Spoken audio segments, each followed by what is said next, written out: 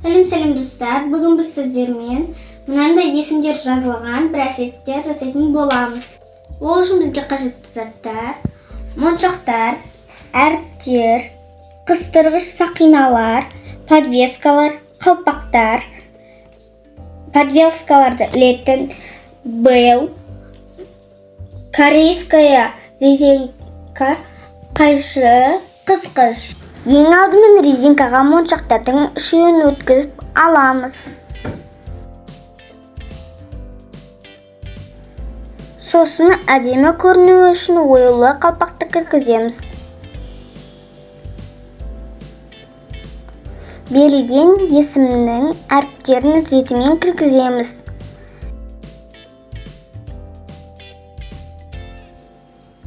Мен мұнда құрбыма сыйлық жасап жатқандықтан Еркеназ деп соның есімін тізіп жатырмын.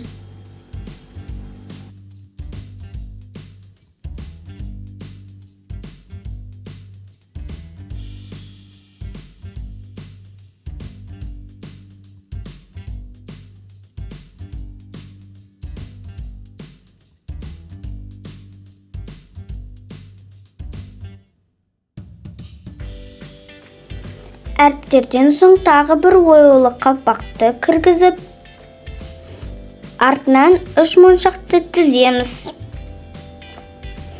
Еркеназдың сүйікті түсі жасыл болғандықтан жасыл моншақтарды таңдадым. Енді моншақтардан соң бейлді кіргізіп, артынан тағы 3 моншақты тіземіз.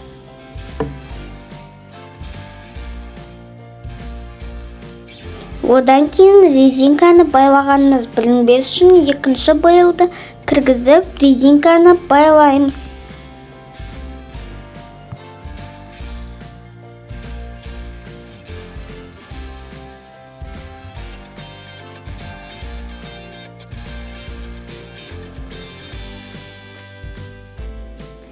Енді жаңағы екі бейлға қыстырғыш сақиналардың көмегімен подвескаларды ілдім.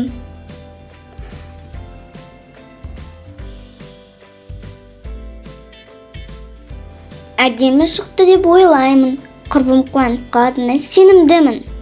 Жасаған браслетіміз ұнаса, лайк басып тіркеліп қоюды ұмытпаңыздар. Рахмет, сау болыңыздар.